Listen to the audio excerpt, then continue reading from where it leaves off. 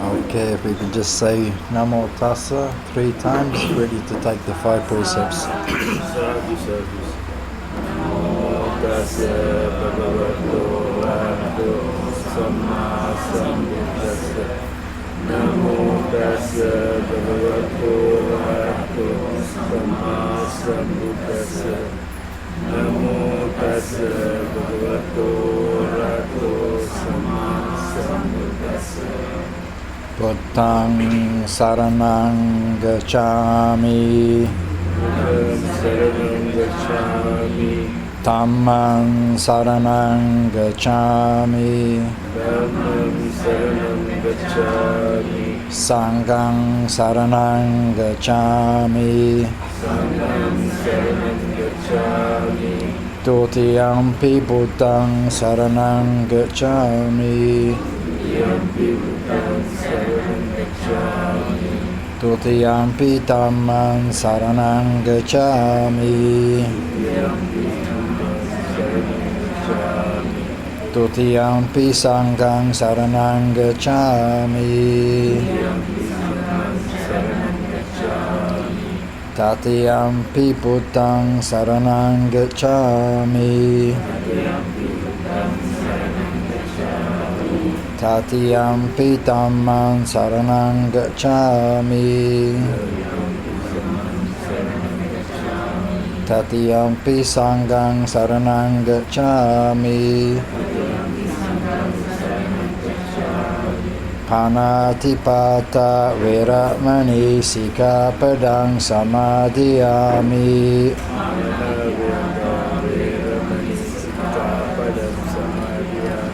Adina Dana Veramani Sikapadang Samadhiyami,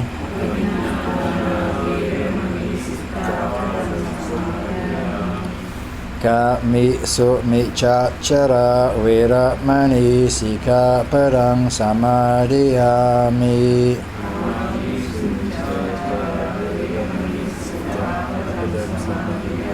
Musawada Veramani Sikapadang Samadhiyami,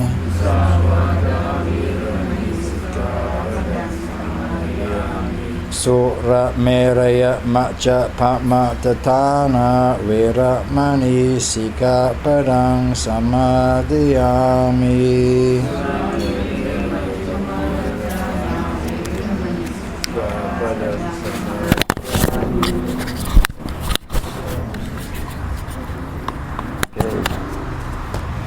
So, here we are again, huh?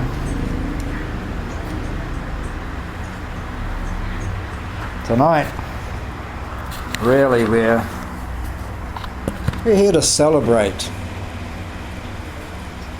a departed one. When I was here last week, I was struck by the grief that I saw. And I knew that there was a lady here who was going to be sadly, sadly missed. I was impressed. I looked up at one stage. I saw Muslims here. So here was a lady who reached out to anybody. She was able to make friends with anybody. And that impressed me. Because, often, in the West, heck, half the time we don't even know who our next door neighbours are. Last time I was in New Zealand, I was talking to a woman, and I could hear her neighbours talking, and I didn't know what language they were speaking, so I said, "Where are your neighbours from?" And she said, "I don't know, I think they're foreign." She'd lived there for 7 years. No reaching out into the neighbourhood. And now I understand that we've lost somebody who was a lot of fun, apparently. She liked to have a bit of a joke, bit of a laugh with people. But she had a heart of gold. She would take anybody in because she had a love for her fellow human beings. She raised children. And I saw, again, the grief. And I knew that she had been a good mother to her children. Everybody in this neighbourhood, everybody who was here, was truly shocked at her passing. And yet, her passing was not unexpected. It's like everybody had had time to get used to the idea. And yet still, the love that was felt for this lady was absolutely incredible. And so we need to count ourselves blessed because we don't all have the opportunity to meet people like this, you know. They come into our lives and they enrich our lives. And yeah, it can be hard. It can be hard letting go. But we actually don't need to let go, because everything that she taught, we have it inside of us. She instilled in people honesty, decency, a sense of humour, you know, all of these things. She didn't take those with her when she left. She left them here. These were her gifts to you. I was reading a story of Kissa Gautami today. Now, there's two stories of Kissa Gautami. There's one where her child dies, and she's distraught. She's lost her baby, and she's been running around all the houses in the village trying to find medicine to bring her baby back to life. And of course, nobody can give her this medicine. So she goes off. She hears the Buddha is in town. So she goes, I'm going to go and see the Buddha. He will give me medicine to bring my baby back to me. So she goes and sees the Buddha. And he said, yes. He said, I can give you medicine. He said, to bring your baby back. He said, but you have to go. He said, and you have to bring me some mustard seed from somewhere, one of the houses in the village. You must go and bring me some mustard seed, and then I can give you medicine. And mustard seed was easy to come by. One of the cheapest spices you could get in India. And everybody uses mustard seed in India when they cook. So this was an easy thing for her to do. But then the Buddha said, but, he said, it must only come from a house that has never known death. So she goes racing back into the village. And she goes to the first house and she says, do you have some mustard seed? They said, of course. She said, can I have some, please? The Buddha is going to bring my baby back to life.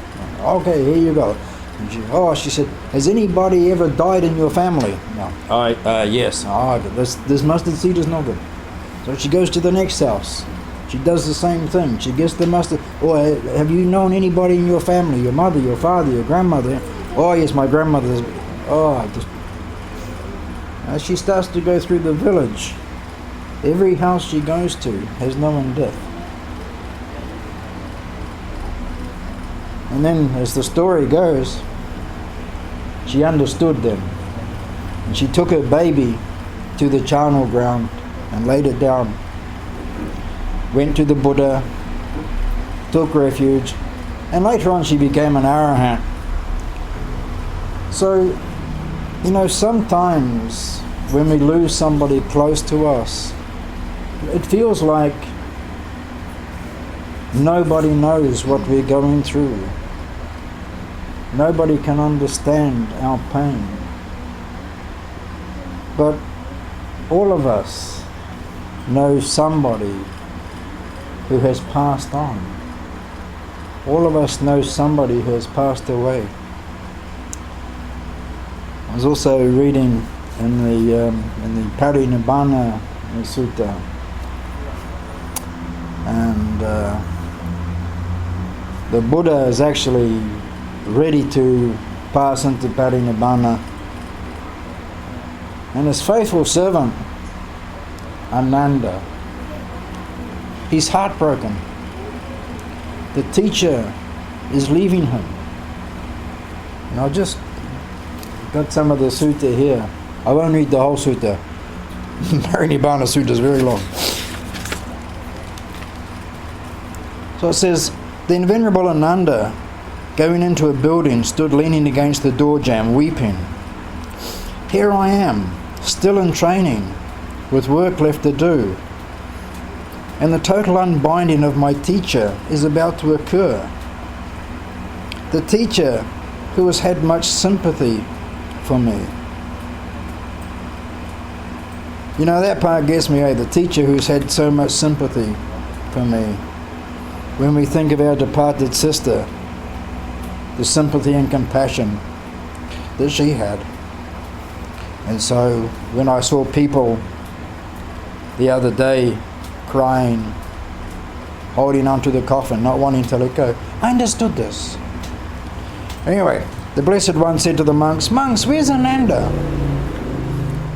Good old Buddha, he's laying there dying, and he still wants to know where his faithful servant is. Lord, Venerable Ananda, having gone into that building, stands leaning against the door jamb, weeping. Here I am, still in training, with work left to do, and the total unbinding of my teacher is about to occur.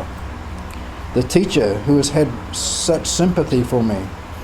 Then the Blessed One told a certain monk, "Come, monk, in my name call Ananda," saying, "The teacher called you, my friend." "As you say, Lord," the monk said. And having gone to Venerable Ananda, on arrival he said, "The teacher calls you, my friend." "As you say, my friend," Venerable Ananda replied. Then he went to the Blessed One, and on arrival, having bowed down to him, sat to one side. As he was sitting there, the Blessed One said, "Enough, Ananda. Don't grieve. Don't lament. Haven't I already taught you the state of growing different with regard to all things dear and appealing? The state of becoming separate. The state of becoming otherwise. What else is there to expect? It's impossible that one could forbid anything born, existent, fabricated and subject to disintegration from disintegrating." Then the Blessed One said to Venerable Ananda, "Now if it occurs to any of you that teaching has lost its authority, we are without a teacher, do not view it in that way. Whatever Dhamma and Vinaya I have pointed out and formulated for you, that will be your teacher when I have gone."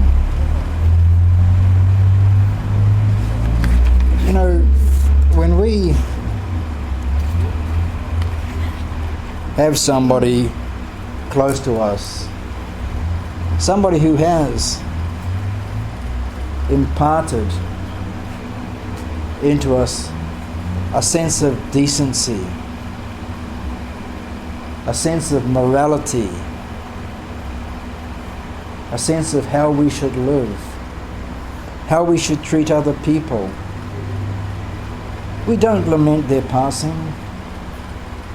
We take that teaching, those things that were imparted to us. And we honour our departed ones by trying to live as they would hope they had taught us how to live.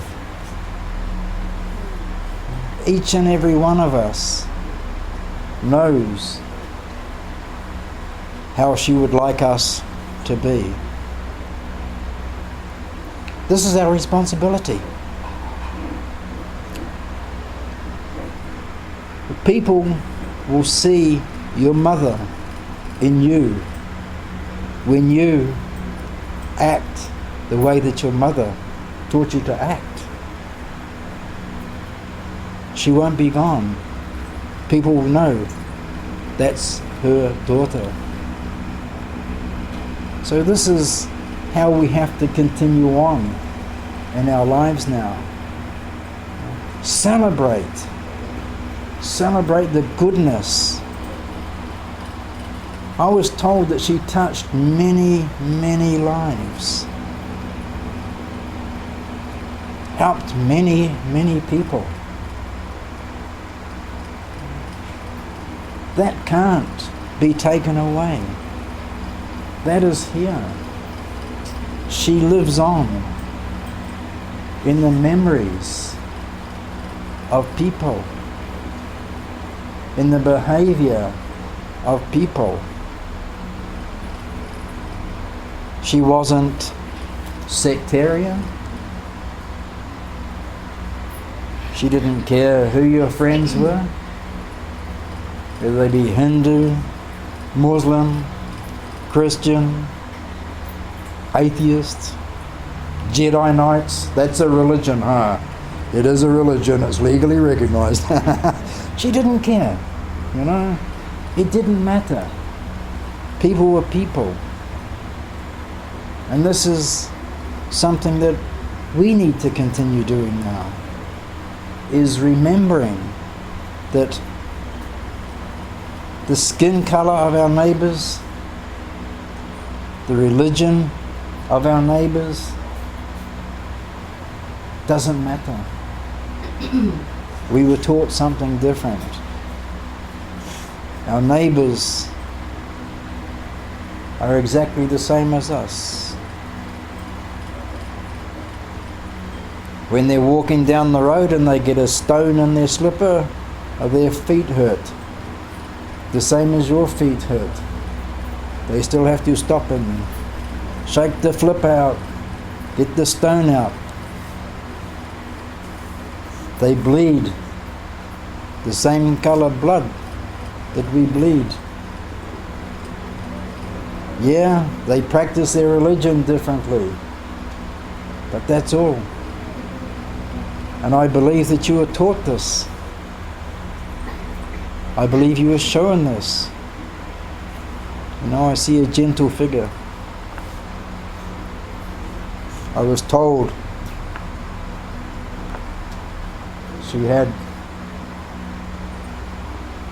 she was statuesque, like an actress.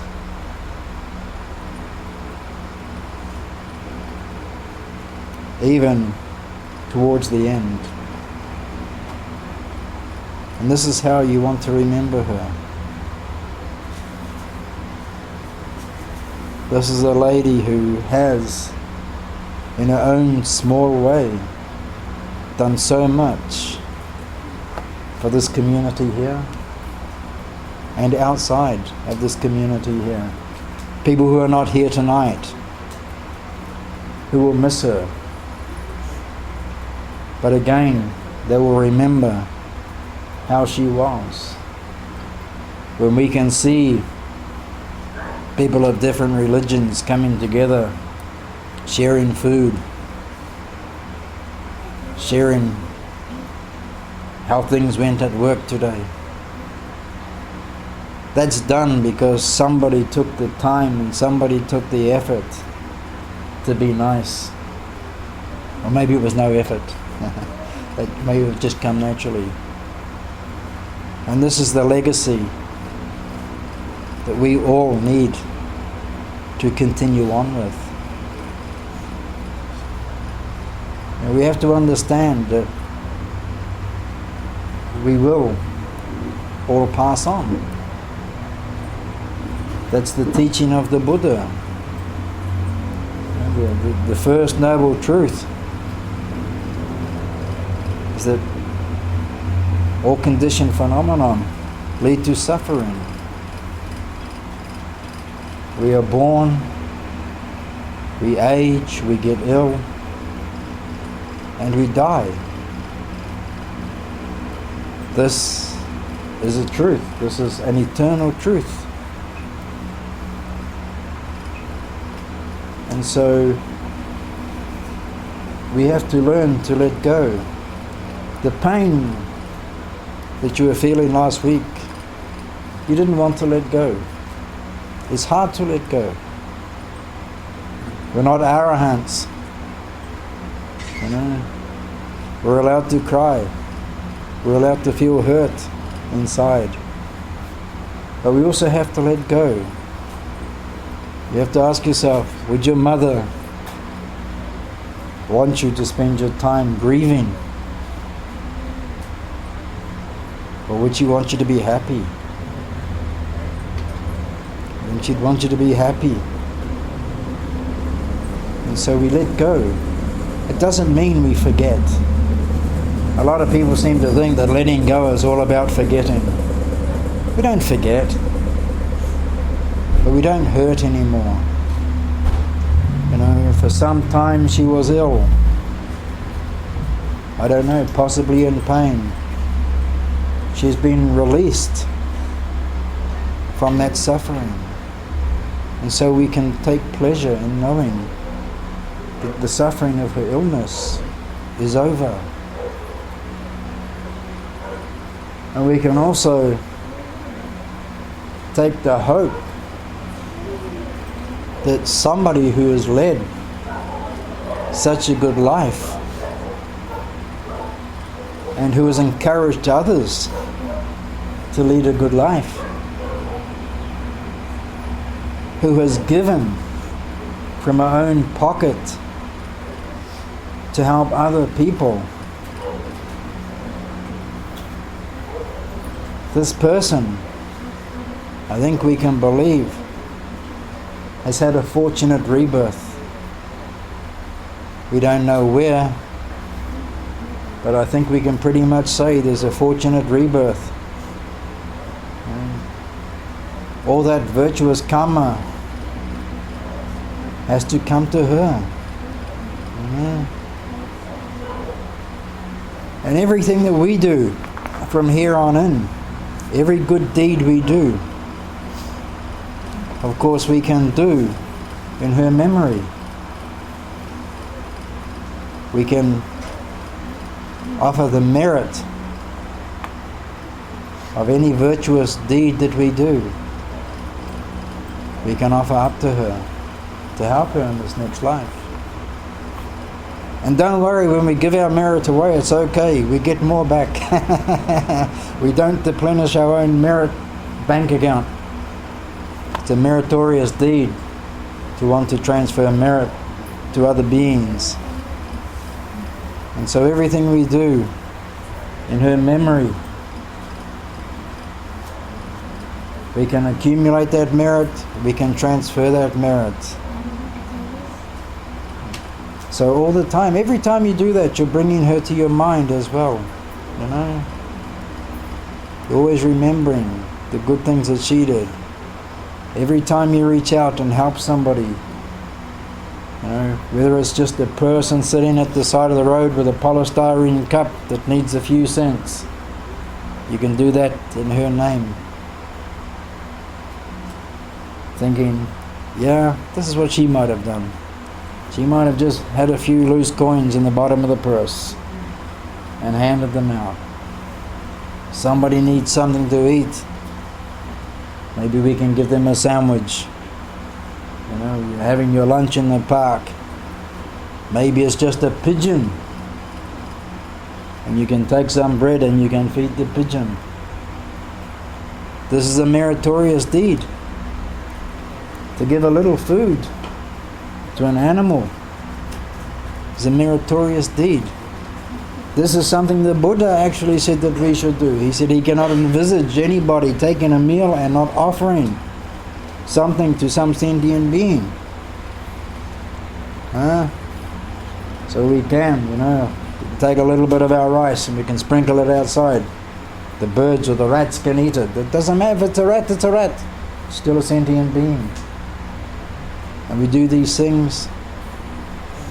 They are meritorious.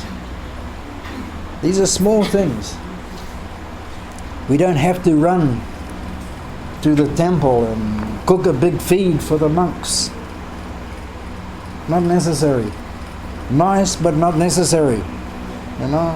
It's little deeds, tiny little deeds that we do. I say as simple as a little bit of rice from your plate and putting it outside so the birds can eat it. And then we can transfer the merit to our departed ones.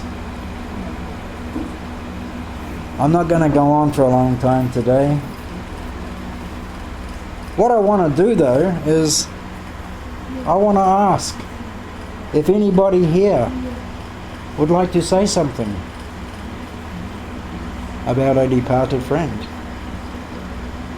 Share from your heart something that the others might not know.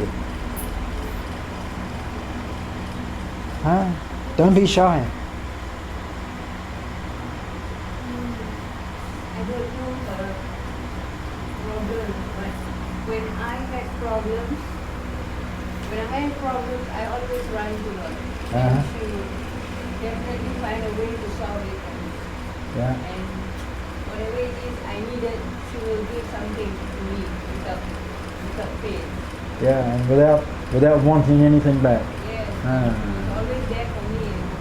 Wonderful. And I needed a sister in this world. These are the sisters I got. Brilliant. Absolutely I brilliant. have no sister of my own blood, but she was more of anything. She was more than a sister to me. Nice. Thank you. I think her own real sister will say, I'm telling the truth. They are like peas in a pod. Is that right? Peas in a pod. They're always there for me. I think they have inherited it from maybe their parents. Wonderful. Anybody else?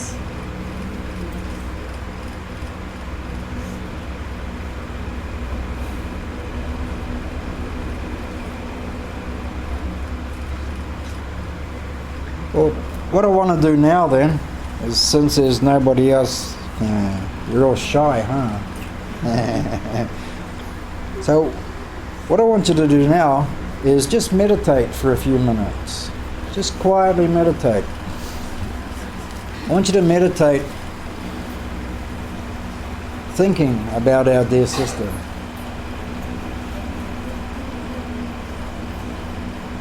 And I want you to meditate.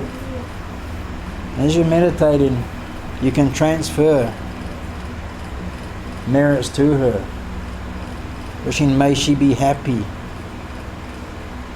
wishing may she be healthy, and may she attain Nibbana in the shortest possible time.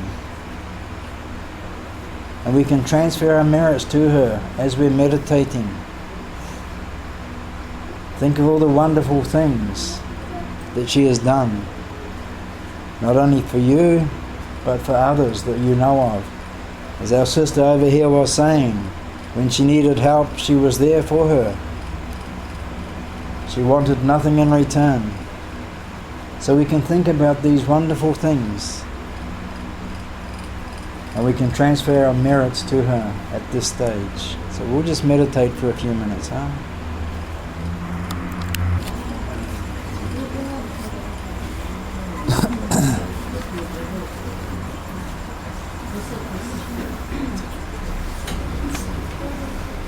Come forward and all touch one another.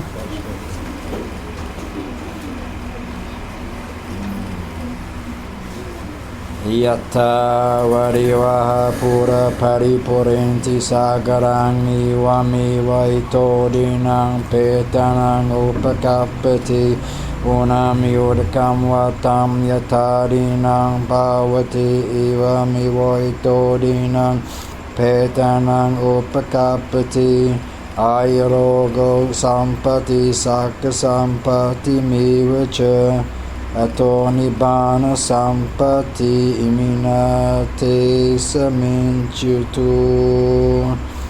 Repeat after me. Idame nyatinang hotu sukita hontu nyatayo. Idame nyatinang hotu Sukita hontu nyatayo idame nyatinang hotu sukita hontu nyatayo.